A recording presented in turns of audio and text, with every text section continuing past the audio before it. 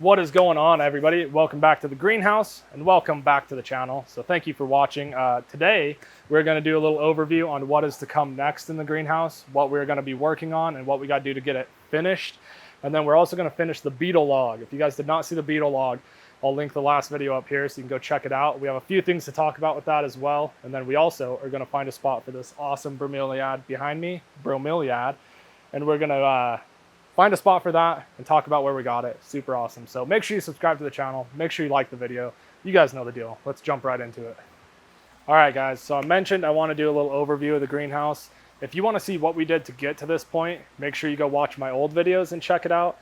But we kind of just want to talk about what we're going to do in the future and where the greenhouse is going, because it is far from being done. It's got a lot of work still left to do, and then it's going to get a lot cooler. But I know I've gained a lot of new subscribers lately. The channel really seems to be catching traction. So thank you to all my subscribers. Thank you to everybody that's been commenting and interacting with me. It's made it really fun and enjoyable and makes it worth doing all this and going through all the effort of filming. So thank you guys so much. And also thank you to Adam from Wickens Wicked Reptiles. If you guys didn't see his last video, he posted top 5 YouTubers that are going to blow up in 2024, and he put me as number 5. So I appreciate that very much. That was awesome. And I know a lot of you have come over from his channel. So I want to give you guys an idea of the expectations to come in the greenhouse. But first, we're going to talk about this beautiful Bromeliad right here. So this beautiful beast right here is from Florida Bromeliads. So thank you. He has hooked me up with many cool Bromeliads in the past. But check this out. This thing is gorgeous. This is a Vrisha Uncle Bob. So it is a Vrisha hybrid. And it is, I don't know if you can see, guys, but it is huge. This thing is a freaking monster. So this is going to be awesome because all these little spots that fill with water and pine needles apparently are going to fill with water, and they're going to get little nurseries basically for the frogs. They can lay their tadpoles in there. They can go kick it in there. So this is going to be awesome. We're probably going to plant it down low somewhere in the greenhouse. Super sick. And then he also hooked me up with a couple freebies. He gave me this one. This is a little Neoregilia. I can't remember what the name of it is, but it is super cool. So we're going to find somewhere to plant this as well. And then he also gave me these two Tillandsia funkianas. So these are super cool little air plant. They hang somewhere and kind of grow into a big old bush thing, and then they grow some really pretty red flowers all over. So we've also got to find a cool spot for these. So let's look around the greenhouse and figure out where we can plant these. And who knows, we might see some critters while we're at it. We're thinking about putting the Bromeliad right here somewhere, but I just want to show you guys how much life is here. If you start digging through this mulch, there's all kinds of stuff. Like, look at this. I just found these crazy looking little millipedes, and I didn't put these in here. These are just native ones that got in here.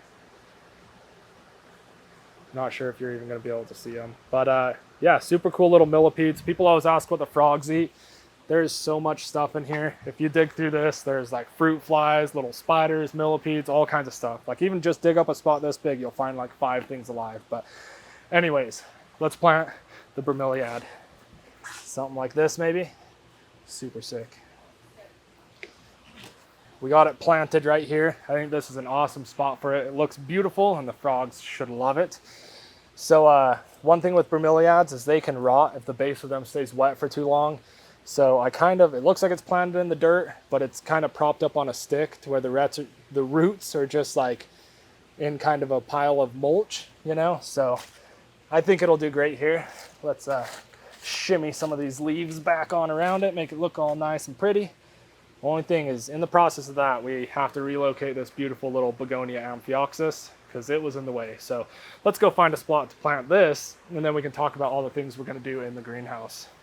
I think this will be a good little spot for the Begonia. Try to get it kind of climbing all around this stick. So while we get this planted, let's talk about what's left to do in the greenhouse. So as far as functionality, there is quite a bit still left to do. One of the things we're going to do a backup generator.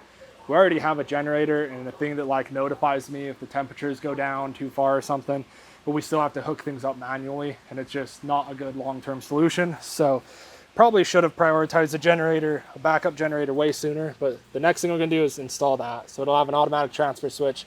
If the power ever goes out, everything will just keep running in here, which will be awesome. Hopefully I didn't just break the roots on this thing too bad. These things don't like being moved a whole lot, but we'll see how she do right there. And then another thing we're gonna do is the secondary door. I know I've had a lot of people ask me about that, but sorry, I'm trying to balance on a rock. It's really stressful walking around in here trying not to step on frogs. So I gotta be real careful and shimmy everything around. But yeah, the secondary door, let's go talk about that. Okay, so the secondary door. So right now, as you can probably see, this just goes right to outside. So we're gonna build a big screen box outside with a secondary door. So people have to walk in, close the secondary door before they can open this, and that'll keep animals from escaping. We don't have that done yet. The animals I have right now are not gonna run out the door and escape, but we definitely need to get that done before we get birds or anything like that. And yes, you heard me right, we're gonna get some birds. So another thing we're gonna work on is an RO filter system. So water filtration. We're gonna run the whole greenhouse off RO water because I do not like, look how that guy turned out, pretty sweet. But I do not like the hard water. Here in Utah, we have really hard water and it's just not good for things. It builds scale up on all the plants. It's ugly. The plants don't like it. You know, an RO system would just all around be better. And then I'm also gonna build a really sweet fogging system. So underneath the deck, I'm gonna have a big water reservoir with pipes going everywhere, and it's gonna be on a timer and pump out fog. And the reason for that is, one, it'll look really cool. So if you guys don't think a big fogging system in here would look cool, then what are you even talking about, you know? But plants, especially like these mini orchids and everything right here, will really appreciate gentle humidity. They don't like just being soaked all the time. But here in Utah, it's so dry that I have to mist so much to keep the humidity up. So I think a combination of misting and fogging will really help out plants a lot. Check out the little Tillandsia funkiana. This thing's gonna grow super cool little red flowers too, and grow into a big old bush thing that hangs down. It's gonna be sweet. The last functional thing we're gonna do is handrails. I need to do handrails all around the boardwalk to keep people, when I start doing tours, from going out into everything, destroying or killing animals, and also just keep people safe. People are gonna be looking around. I don't want them falling in, you know? So after that, look, here is a great example of why we need an RO system. You can see all that hard water build up on the plants. It drives me crazy. So anyways, that is pretty much it for functionality, I think. I may have missed something, but there's still a ton to do for aesthetics. Like we have to finish hardscaping. So the front of the pond is the only spot in the greenhouse that is really completed as far as hardscaping goes. We're still gonna make the whole rest of the greenhouse look like this. So we're gonna cover up all the cinder block, everything like that is gonna look like this and have plants on it. And then we're also gonna build another big, huge false tree with branches that come all the way across the greenhouse. And that is gonna be a really cool spot for animals and plants alike. But speaking of animals, let's finish this beetle log real quick. Okay. So we got our flake soil here, a whole bunch of it. This is basically, I don't know, it's like hardwood and stuff, I don't know, but it's for beetles and millipedes and stuff. So we're gonna put that in the log how we planned and kind of around it, blend it a little bit better. We gotta be careful because there's one of the little dart frogs lives in this log, so I gotta find him and scare him off first. But we got some bad news, guys. Very sad about it. But after doing more looking into it, it turns out that all the cool beetles I want to keep are illegal in the United States. So I guess I should probably quit calling this a beetle log. It's probably not going to be a beetle log. It's going to be a millipede and other cool fossorial animal log. But we're still going to put the flake soil in it, and we're still going to make it cool. Probably be a cool little hidey hole for salamanders and stuff later on. And like I said, some millipedes. But yeah, unfortunately, probably not beetles. So just caught me off guard because I see beetles for sale. So I assumed they were legal, but yeah, they are not. So anyways, let's get this started, I guess. Find the little frog. So there's hidey hole number 1. Oh, yep, there he is. Hidey hole number 2. I want to try to get him out of here.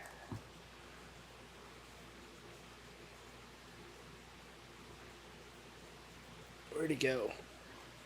Okay, there he is. Oh, there's 2 of them. Oh, really? Dang. Oh, hey, I see one. Yeah, so here's 2 of the Blackfoot Orange Terribilis hiding up in here. I just want to get them far enough away for now that I don't accidentally put soil on them or something. Try not to mess with them too much. Oh, look at that. Look, these guys are getting huge.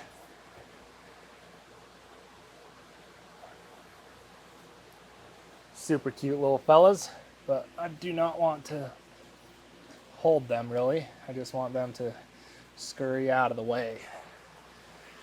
Man, maybe I won't fill this one all the way up. Maybe I'll just fill like the one side because they really do seem to like it. I don't want to ruin their little home for them.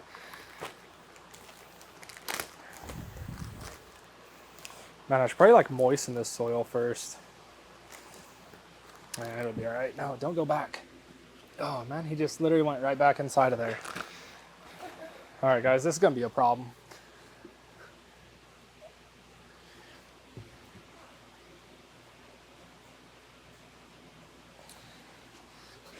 Oh gosh. Okay, there he is. I think he really likes this spot. He's upset about me messing with it. He doesn't seem too scared of me either. He's like attacking me. Stay away. This is why Terribilis are so cool. Like, what frog do you have that your biggest problem is going to be keeping it away from your hands, you know? Okay, I'm going to hurry and plump some soil in here while I know there's no frogs.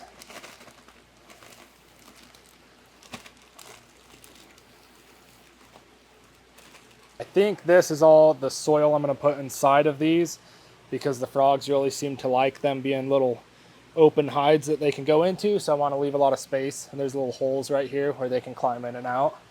So I'm going to leave the frogs' little hidey holes alone, but we can definitely put some more soil around and blend it. So while I work on that, we can talk about the rest of the animals that I'm going to put in here. Sorry, it's super hard. I got to get down in here, but it's stressful. I got to be very careful that I know where I'm stepping and that I know there's no frogs there. Okay. So, like I mentioned, we are planning on adding more animals. Oh my gosh, a whole tree in my face. We are planning on adding more animals, and there's some animals that I for sure am planning on adding, and then lots of the plans are going to change as this thing progresses.